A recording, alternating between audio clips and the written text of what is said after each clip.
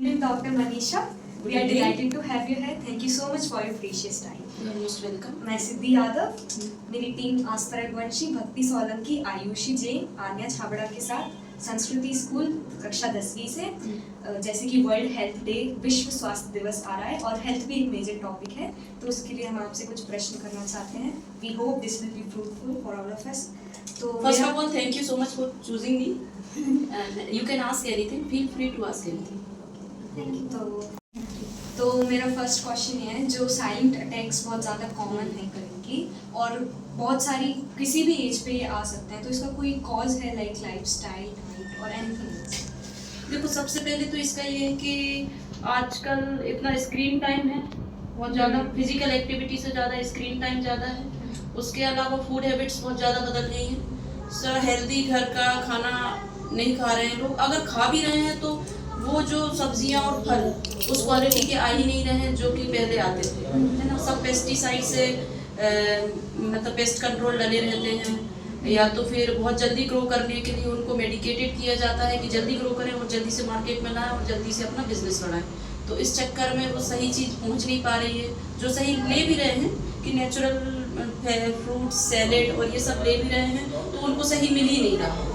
तो मतलब कहीं भी मतलब वो रूट कॉज तो रूट से ही है और बहुत सारे फैक्टर्स हैं. एक तो मिल नहीं पा रहा है, एक लोगों की हैबिट्स बदल रही हैं, स्क्रीन टाइम बढ़ रहा है, टाइम नहीं है, पेरेंट्स के पास टाइम नहीं है और जॉइंट फैमिली में नहीं रह रहे हैं, तो अपब्रिंगिंग बहुत अच्छी नहीं हो रही है. तो जो मतलब जो बच्चे समझ पा रहे हैं उस हिसाब से वो कर लेते हैं, और कोई किसी भी एज ग्रुप में जैसा सिस्टमेटिक चलना चाहिए वो चल नहीं पा रहा है.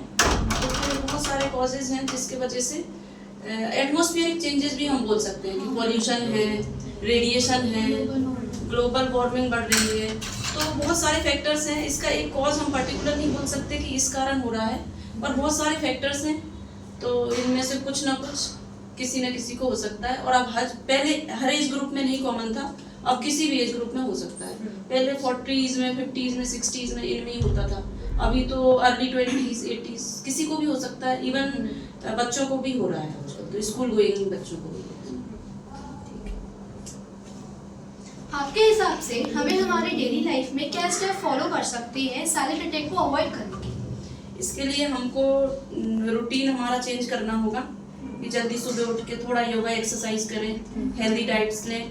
अगर हमें ऐसा लगता है कि बाहर से जो सब्जियां आ रही हैं बहुत अच्छी नहीं है, तो हम अपना किचन गार्डन लगाएं, है ना. और फ्रूट्स भी थोड़े से जब जो भी मार्केट से आते हैं उनको अच्छे से मतलब बॉइल्ड पानी में ऐसा धुल के नमक के साथ फिर यूज करें. मतलब डिसइंफेक्ट अच्छे से कर लें चीज़ों को जितना हम कोशिश कर सकते हैं. और अपनी फूड हैबिट्स चेंज करें, घर का बना हुआ खाना खाएं, बाहर का अवॉइड करें. मेरा सेकंड क्वेश्चन ये है, क्या सिम्टम है जो एक इंडिविजुअल नोटिस कर सकता है जब उसे साइलेंट अटैक आने वाला हो? हाँ, सिम्टम्स ये है कि बहुत पहले की जैसे कि हम लोग अभी बहुत 1 किलोमीटर 2 किलोमीटर चल लेते हैं, कुछ नहीं आता होता है. उसको फिर थोड़ी सी भी डिस्टेंस चलने में हाथ भरने लग रही है, ठीक है, पसीना आ रहा है, कुछ भी छोटा सा भी काम करने में थकान हो रही है, या फिर चक्कर आ रहे हैं, बहुत नींद नहीं पूरी हो पा रही है, चिड़चिड़ापन रह रहा है. इन कुछ चीज़ों से कभी दिखना एकदम से बंद हो जा रहा है, ब्लैकआउट हो रहे हैं, चक्कर आ रहे हैं, गिर रहा है ना. तो इन बहुत सारी मतलब छोटी छोटी चीज़ें हैं जो कि हम इग्नोर करते हैं, पर कभी वो चीज़ हमको खतरनाक साबित हो सकती है.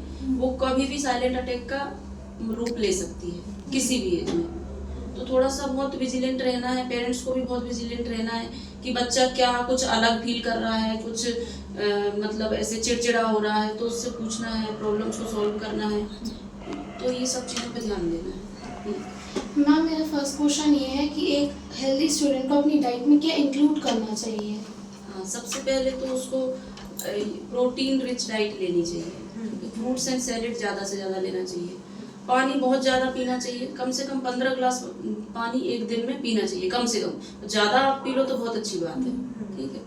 दूध सब बच्चों को पीना चाहिए. चाय कॉफ़ी बंद कर देना चाहिए, निकोटीन रहता है उसमें, ठीक है, तो वो डिपेंडेंसी होती है. और स्क्रीन टाइम कम से कम कर देना चाहिए. मोबाइल देख के खाना नहीं खाना चाहिए, ठीक है. वो हैबिट में लाएं कि बिना मोबाइल देखे एक साथ फैमिली के साथ बैठ के खाना खाएं.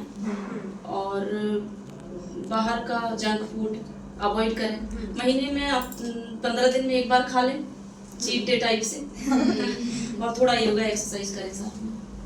मैम मेरा सेकंड क्वेश्चन ये है, many people take tablets like vitamin C, E और कुछ स्लीपिंग पिल्स भी लेते हैं। सो अकॉर्डिंग टू यू वो अपनी बॉडी को कैसे हार्म करते हैं?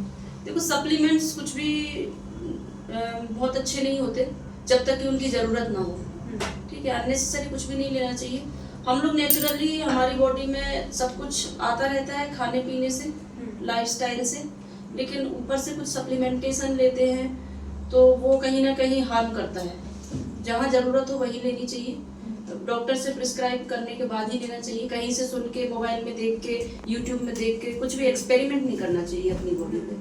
ठीक है, जब ज़रूरत हो टेस्ट कराएं, डॉक्टर प्रिस्क्राइब करे, फिर उसको उनके हिसाब से कितने दिन लेना है, कब तक लेना है, कब बंद करना है, वो कैसा असर कर रहा है उसके ऊपर का, अगर नहीं अच्छा असर कर रहा तो उसको बंद करना है। वो सब चीज़ों का ध्यान रखना है, खुद से नहीं कुछ भी लेना है।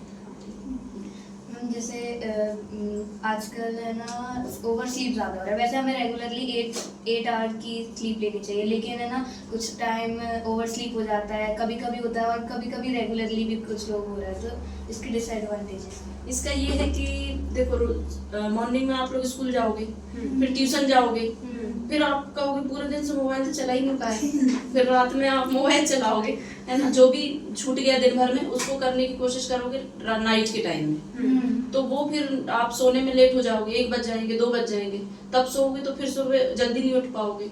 मॉर्निंग में फिर 10 बजे 11 बजे तक सोने की कोशिश करोगे। फिर जो नाइट वाली स्लीप है